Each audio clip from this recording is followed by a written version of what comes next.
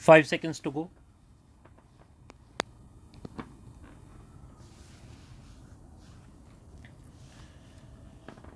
Start. History shows that humanity has consistently defied those dictates. The present reference to the Constitution bench is the outcome of such behavior by two honorable men who occupied the position of ministers in two different states. By an order dated 5th October 2017, a three-member bench of this court directed writ petition criminal number 113 of 2016 to be placed before the Constitution bench after two learned senior counsel appointed as amicus curiae submitted that the questions arising for consideration in the writ petition were of great importance. Though the bench recorded in its order dated 5th October 2017 the questions that were submitted by the learned amicus curiae, the three-member bench did not frame any particular question but directed the matter to be placed before the Constitution bench. At this juncture, a special leave petition diary number 34629 of 2017 arising out a judgment of the Kerala High Court came up before the same three-member bench. Finding that the questions raised in the said SLP were also similar, this court passed an order on 10th November 2017 directing the said SLP also to be tagged with writ petition criminal number 113 of 2016.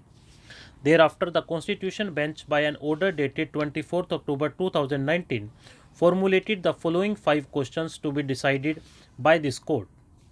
Are the grounds specified in Article 19.2 in relation to which reasonable restrictions on the right to free speech can be imposed by law exhaustive, or can restrictions on the right to free speech be imposed on grounds not found in Article 19.2 by invoking other fundamental rights? Can a fundamental right under Article 19 or 21 of the Constitution of India be claimed other than against the state or its instrumentalities? Whether the state is under a duty to affirmatively protect the rights of a citizen under Article 21 of the Constitution of India, even against a threat to the liberty of a citizen by the acts or omissions of another citizen or private agency.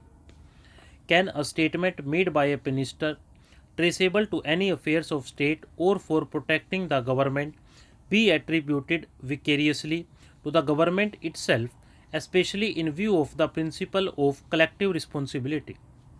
Whether a statement by a minister inconsistent with the rights of a citizen under Part 3 of the Constitution constitutes a violation of such constitutional rights and is actionable as constitutional tort.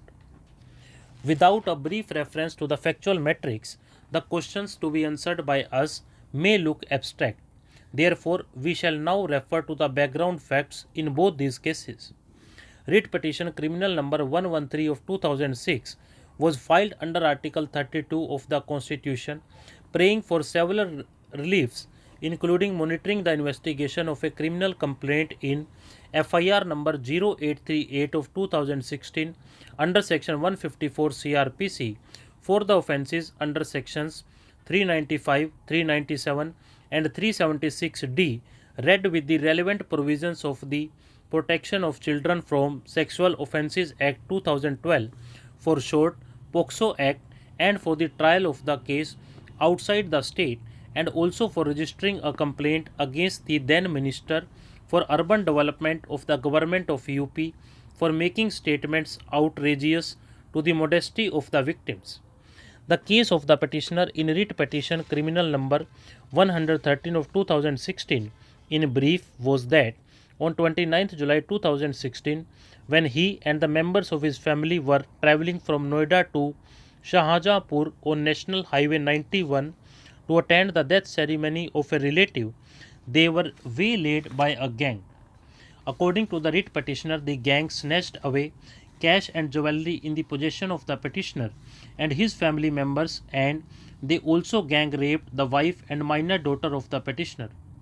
Though an FIR was registered on 30th July 2016 for various offences, and newspapers and the television channels reported this ghastly incident, the then Minister for Urban Development of the government of UP called for a press conference and termed the incident as a political conspiracy. Therefore, the petitioner apprehended that there may not be a fair investigation. The petitioner claims that he was also offended by the irresponsible statement made by the minister, and hence he was compelled to file the said writ petition for the reliefs stated supra. In so far as special leave petition diary number 34629 of 2017 is concerned, the same arose out of a judgment of the division bench of the Kerala High Court dismissing two writ petitions. The writ petitions were filed in public interest on the ground that the then Minister for Electricity in the state of Kerala issued certain statements in February 2016, 7th April 2017, and 22nd April 2017. These statements were highly derogatory of women. Stop.